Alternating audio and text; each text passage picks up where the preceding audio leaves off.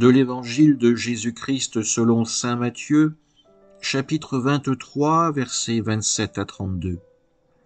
En ce temps-là, Jésus disait : « Malheureux êtes-vous, scribes et pharisiens hypocrites, parce que vous ressemblez à des sépulcres blanchis à la chaux.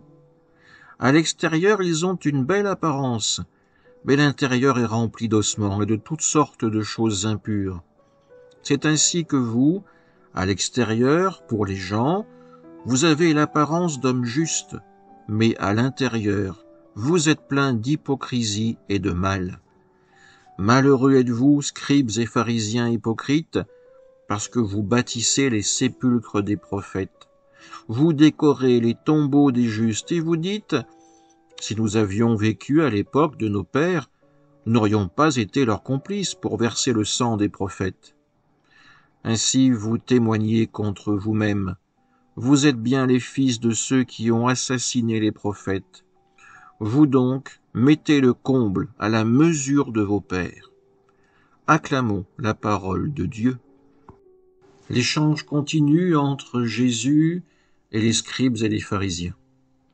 Il les compare à des sépulcres blanchis.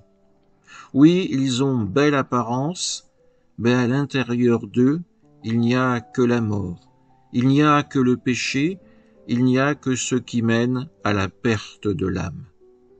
Ces hommes ont des attitudes extérieures bien différentes des intentions qui les animent. Ils ne sont pas là pour guider le peuple sur le chemin de l'alliance, ils sont là pour s'en servir, pour en tirer profit. La seule chose qui les intéresse, c'est leur propre salut. Mais là encore, ils s'égarent en chemin. Ils ne font que condamner sans ouvrir la main à la réconciliation, sans pouvoir penser à la rédemption. Ces hommes sont sur un chemin de mort et ils ne s'en aperçoivent même pas.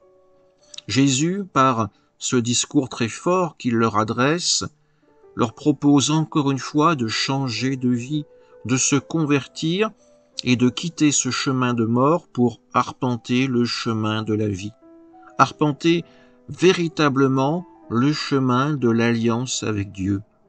Que les préceptes qu'ils enseignent au peuple deviennent véritablement effectifs dans leur propre vie. Qu'ils ne soient pas simplement des moulins à paroles, mais que dans leurs actions, dans leur cœur, Dieu soit véritablement présent. Amen.